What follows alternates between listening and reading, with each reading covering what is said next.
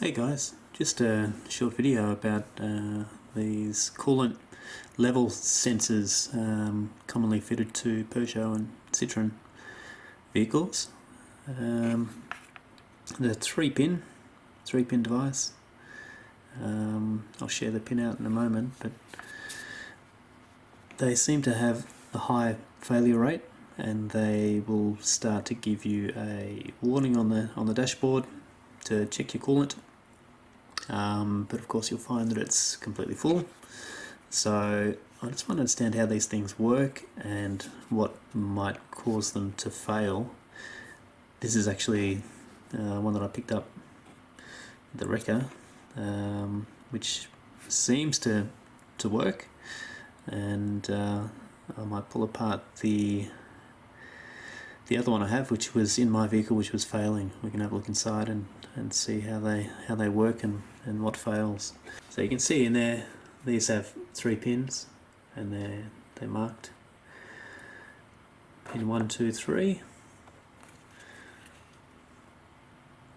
Now pin 1 is ground, pin 3 is battery, and pin 2 is basically the signal out. When there is no water present or no coolant present, you will see a ground connection on pin 2, so it'll get pulled down to ground, and then you can use that signal to, well, I guess either as an input into the engine ECU. There seems to be some sort of hysteresis in there too, so it's somewhat delayed. It's not an instantaneous reading that you get back, so it would indicate there's either some analog discrete components in there, or some smarts. I'll demonstrate how to test one of these, and maybe we can pull apart a dodgy one, see what's going on inside.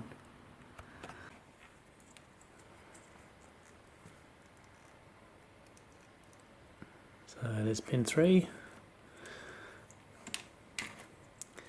There's the positive 12 volt. There's the signal out, and ground on pin 1.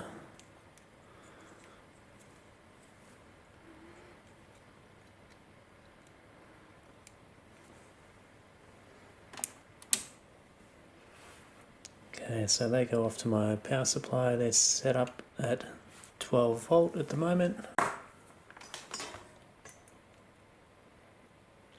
You can see I've got 12 volt there on the power pins.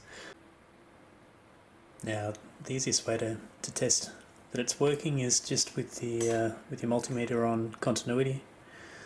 So you'll get a beep if you go between ground and the signal pin. As you can see, there's no connection there, so that's sort of expected. If we get a glass of water,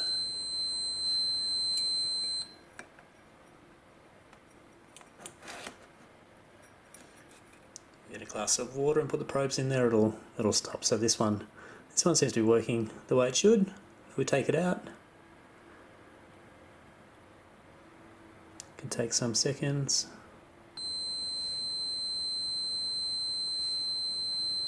Back in.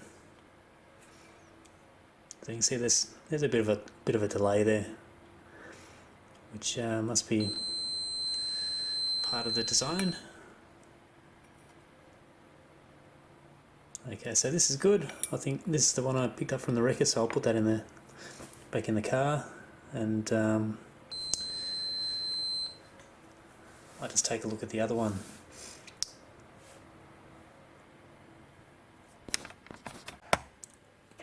So I've just noticed on the old one that it looks a bit corroded or something, which is probably not a good sign. I mean, the coolant in there is pretty new, but my guess is it's leaking fluid into the electronics. Almost looks like there's a possible way to get in right in that gap there, but not really sure. But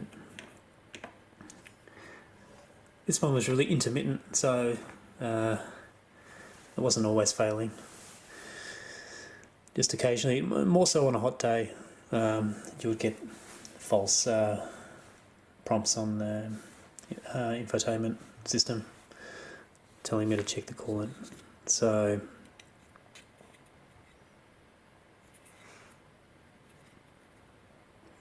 yeah, look, I reckon I'll cut that open with a hacksaw and have a look inside. I'm guessing that there's just some moisture in there, but before I do that, I think I'll hook it up and test it. I suspect it'll probably work alright on the bench though, but let's see.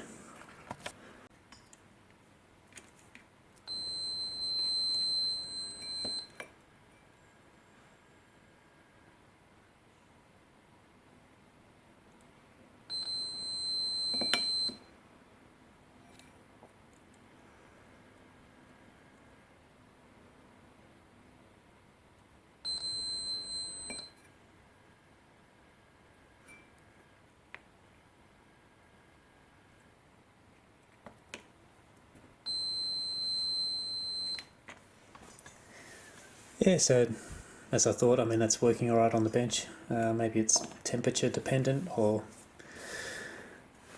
maybe you need some pressure on there for some fluid to get in there. I'm not sure, but that one is playing up, so I'll put the new one in, or the newer one, and we'll see what happens with that one.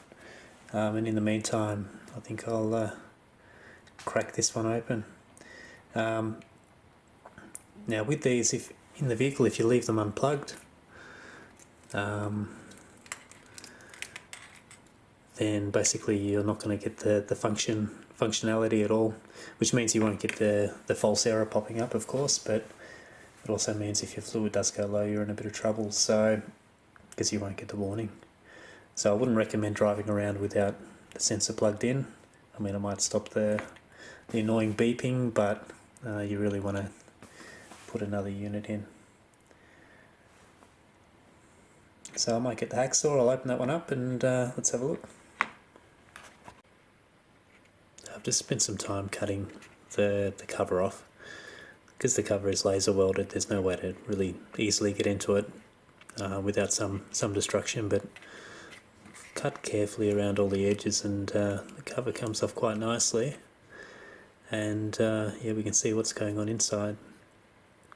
It's a reasonably big capacitor there, electrolytic. Some reverse battery protection, I think that little diode there. Maybe a clamping diode for over voltage conditions and things like that, but the one thing that really sticks out is where these probes connect to the board. Well, you can see there it's almost like riveted, but I think it is soldered, and you can just see that it's fatigued, and that would explain why it doesn't do it all the time. It seems to fail when it's heated up, so I reckon just all the vibration on the road has fatigued that over its life. It seems to be only supported by the connector pins and these pins here, and for some reason it seems to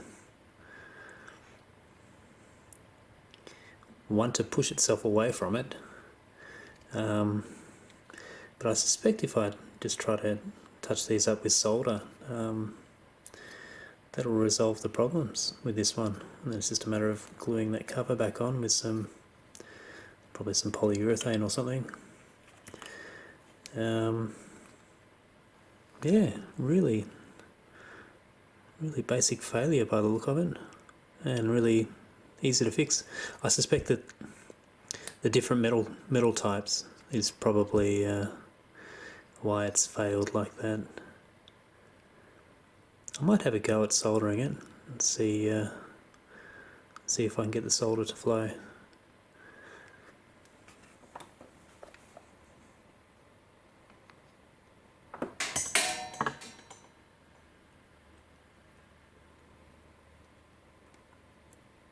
I've got the temperature up pretty high on the soldering iron.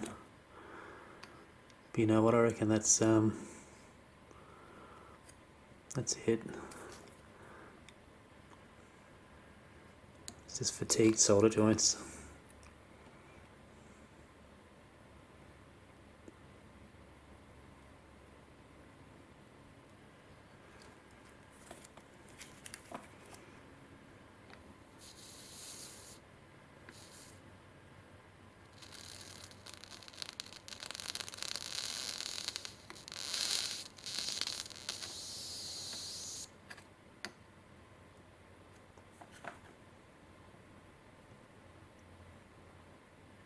Now, not sure what that hissing was. There's sort of like a yellow dot on there, like paint. So I reckon maybe that was just the sound of that sort of going up. But yeah, that looks much better. You know what, I reckon that's it. So I've got the other one in the car now, but I think I'll put that together, put it back on the shelf, and got a spare. So anyway, I think these, I don't think they're too expensive, these sensors, but if you've got a similar problem, yeah, crack it open, and I bet you it's the same problem. Touch up your solder joints, and away you go. Okay, that's pretty much it. Hopefully it was something there that was of interest to you and might help you out.